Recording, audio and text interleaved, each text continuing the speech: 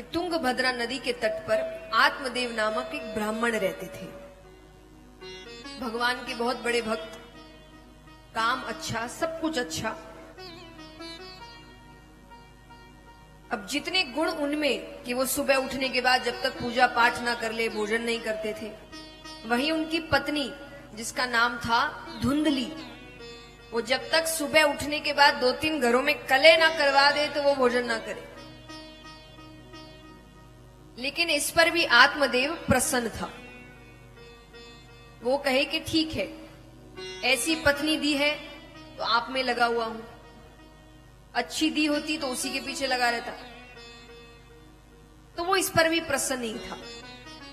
उसके जीवन में सिर्फ एक दुख था कि उसे कोई संतान नहीं थी। उसने बड़ी कोशिशें की, हर रूप से कोशिश की, उसे संतान नहीं हो रही। अंत में वो अपने घर पर एक गौ माता लेकर आता है। उसने सोचा गौ माता की जो बछड़ा या बछड़ी होगी उसे अपनी संतान मानकर पाल लूंगा।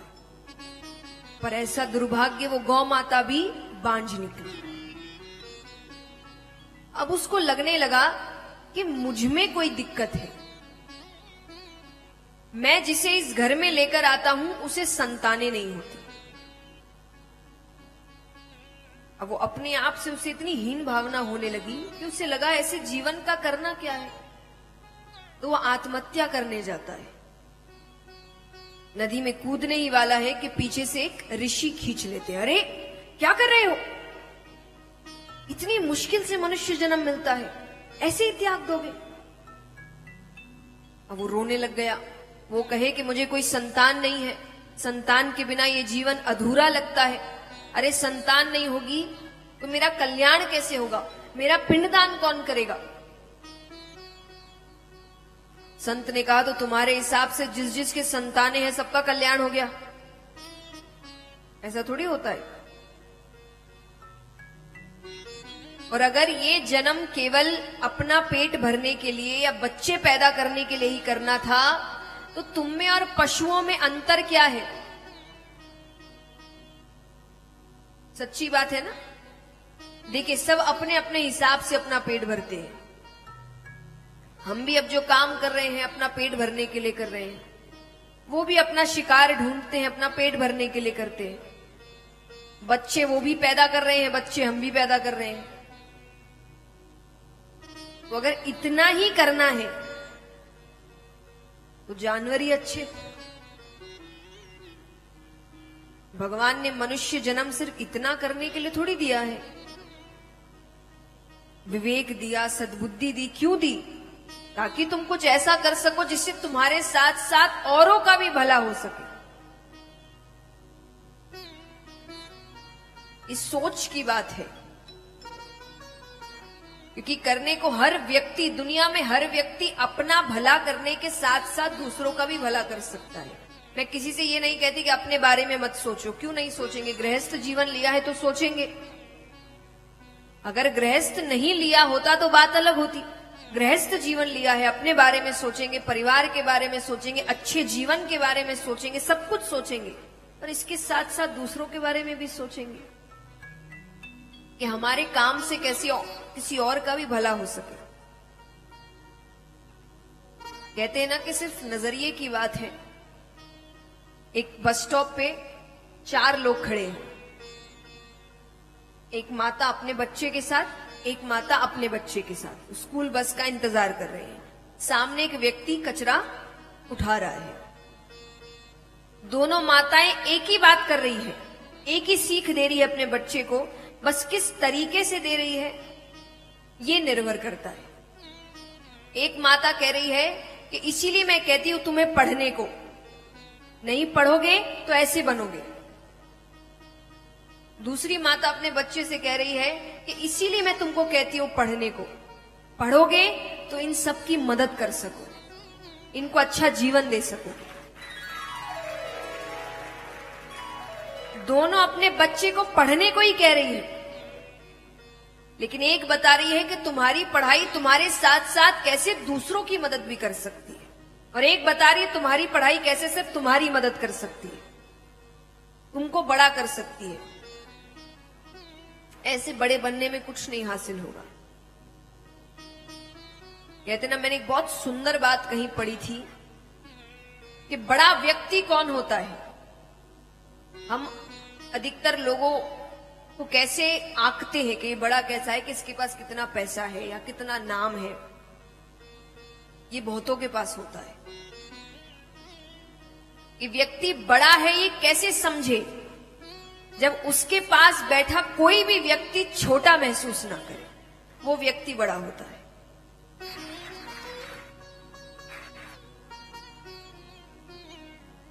असली बड़प्पन इसको कहते हैं। वो कब होगा, जब वो बड़ा व्यक्ति हर रूप से ये कोशिश करेगा कि मैं सबकी मदद कर सकूं, मेरा भला हो पर इसमें दूसरों का भी भला। यही तो मनुष्य जन्म है।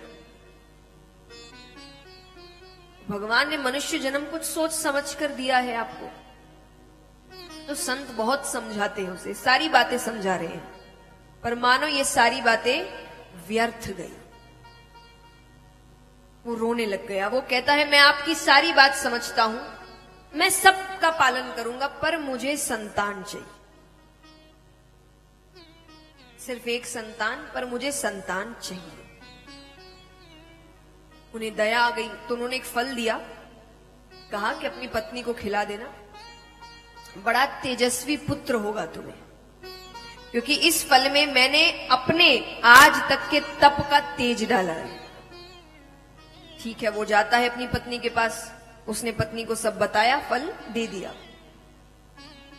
अब पत्नी सोचे कि भगवान जाने कहां से लेकर आए हैं, खाने से क्या हो जाए, और चलो मान लो कि मैं गर्भवती हो भी गई, पर 9 महीने तक तो आना जाना बंद हर जगह, क्योंकि उसका आना जाने का मतलब होता था कलह, लड़ाई झगड़े। अब ये तो वो पति करने नहीं देंगे। इतनी मुश्किल से उनके घर में खुशखबरी आने वाली है, वो ऐसा कोई काम नहीं करने देंगे जहां पर उसकी सेहत को हानि पहुंचे। तो वो कहे 9 महीने तक तो आना जाना बंद। चलो वो भी सहन कर लिया, तो 9 महीने बाद जो असहनीय पीड़ा होती है उसको कौन सहे। अब वो ये सब सोच ही रही है कि उसकी बहन का आना होता है। उसने अपनी बहन को सब बताया। बहन ने कहा, देखो तुम्हारे पास धन की कमी नहीं, मेरे पास संतानों की कमी नहीं। मैं 1 महीने के गर्भ से हूं। तुम अपने पति से कहो कि तुमने फल खा लिया, तुम गर्भवती हो भी गई, लेकिन संतान तुम अपने बहन के घर पैदा करोगे।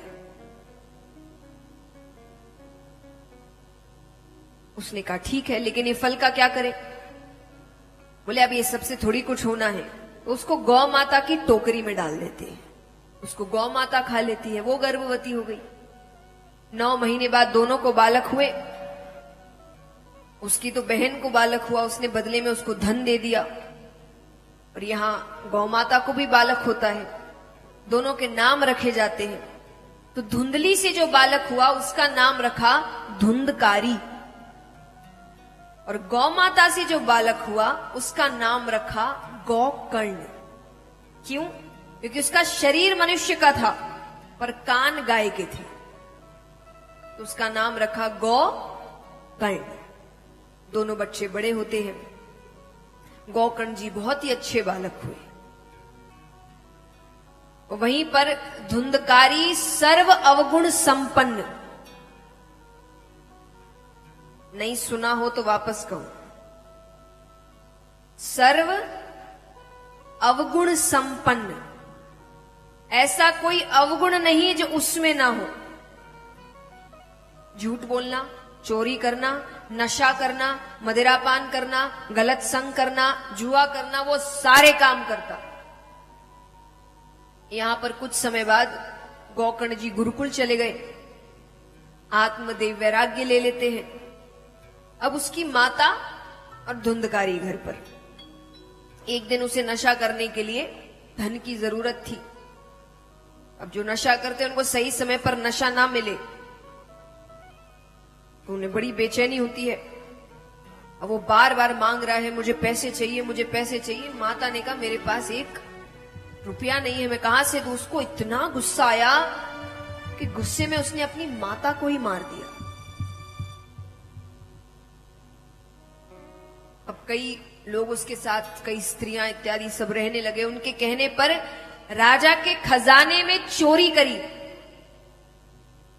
सबने सोचा एक ना एक दिन तो पकड़े जाएंगे, इसके चक्कर में हमें भी दंड मिलेगा। तो एक रात्रि उसे बहुत मदिरा पान कराया गया। एक रात्रि उसे बहुत मदिरा पान कराया गया। अब उसे मारने की कोशिश की जा रही है। बड़ी कोशिशें की, कुछ भी सफल नहीं हो रहा। अब वो अधमरी हालत में हो चुका है। अंत में गरम गरम दहकते हुए कोयले होते हैं, वो उसके मुख में डाल दिए गए। बहुत दर्दनाक मृत्यु आई। इसके बाद भी उसको मुक्ति नहीं मिली, उसको प्रेत योनि प्राप्त हुई। यहां गौकर्ण जी को पता चलता है, वो घर पहुंचते हैं श्राद्ध इत्यादि करवा के। अब वो अपने घर में सोने जा रहे हैं कि किसी के रोने की आवाज आती है। उन्होंने पूछा कौन है? उसने कहा मैं तुम्हारा भाई धुंधकारी हूं, मुझे प्रेत योनि प्राप्त हुई है, मेरी मुक्ति के लिए कुछ करो। तब गौकर्ण जी सूर्यनारायण भगवान को पूछते हैं कि मुझे क्या करना चाहिए। सूर्यनारायण भगवान ने कहा श्रीमद् भागवत कथा सप्ताह पारायण करिए। ठीक है, अब कथा जब हो ही रही है तो सबको बुलाया गया। पहले अब विज्ञापन इत्यादि तो होता नहीं था, बैनर नहीं लगते थे। तो पहले क्या कि एक व्यक्ति को बता दिया जाता था, वो और 4 को बताए, वो 4 और 4 को बताए। ऐसे करते करते सब कथा की जानकारी दे देते थे। तो कई लोग कथा सुनने आए। अब यहां पर गौकर्ण जी, क्योंकि धुंधकारी तो प्रेत है, प्रेत एक जगह ठहर नहीं सकता, तो 7 गांठों वाला बांस मंगाया गया। उसके बीच उनको बांध कर रखा गया। पहले दिन की कथा होती है, पहली गांठ फट जाती है। दूसरे दिन की कथा, दूसरी गांठ फट जाती है। करते करते 7 दिनों में 7 गांठें फटती है और उसमें से एक दिव्य पुरुष निकलते हैं। उनको लेने भगवान का विमान आता है। 7 दिन में देखिए, ये महिमा है इस कथा की। 7 दिन में भगवान का विमान उनको लेने आया। अब यहां पर जब उनको ले जाने लगे तो गौकर्ण जी रोकते हैं कि नहीं रुको। वो कहे कथा सबने सुनी है, विमान सिर्फ इसके लिए क्यों? जैसे मान लीजिए यहां कितने लोग हैं जिन्होंने सोचा है कि 7 दिन की कथा सुनेंगे, हाथ उठाना। तो मान लीजिए आपने 7 दिन की कथा सुनी और 7वें दिन भगवान आप में से सिर्फ किसी एक को दर्शन देकर चले जाए, आपको अच्छा लगेगा? किसी एक को आए, दर्शन दे, उसको ही सिर्फ भगवान दिखे और किसी को दिखा नहीं, आपको अच्छा लगेगा? हाँ कि ना? नहीं अच्छा लगेगा ना। आप यही कहेंगे कि कथा हमने भी सुनी, दर्शन हमको भी मिलने चाहिए, सबको दर्शन होने चाहिए जिसने 7 दिन की कथा सुनी। तो गौकर्ण जी ने भी यही कहा कि जब कथा सबने सुनी तो विमान सिर्फ इसके लिए क्यों? तब जो भगवान के पार्षद आए थे उन्होंने बड़ी सुंदर बात कही कि केवल सुनने से कल्याण नहीं होता। ये उन्होंने सिर्फ कथा के लिए कही। और ये बात, ये 3 शब्द जिस व्यक्ति ने अपने जीवन में उतार लिए, वो हर क्षेत्र में सफलता पा सकता है। हर क्षेत्र में।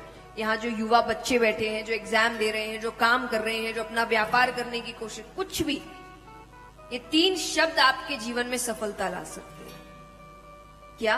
पहला श्रवण, यानी सुनना। कथा पहले सुननी पड़ती है। और कोई भी आप काम कर रहे हैं तो पहले ज्ञान अर्जित करना पड़ता है, यानी सुनना पड़ता है। यहां पर किसी को सुनने की आदत है नहीं। कहते ना कि बस कथा ही बची है जहां लोग सुन रहे हैं, बाकी तो सब बोल ही बोल रहे हैं। तो यहां पर सबसे पहली चीज है श्रवण। तो पहले सुनो, दूसरा है चिंतन, कि जो सुना उसका चिंतन करिए। जैसा मैंने आपको ये होमवर्क क्या है कि यहां सुन के घर जाके भूल गए तो क्या फायदा फिर सुनने का। आप घर जाके चिंतन करिए कि कौन कौन सी कथाएं हुई, क्या बताया गया, क्यों बताया गया। अब जैसे धुंधकारी जी, वहां जितने लोग कथा सुनने आते थे, कथा सुने, उठे, कपड़े झाड़े, अपने घर गए, काम में लग गए। अब उनके पास तो कोई काम नहीं, वो तो बंधे हैं।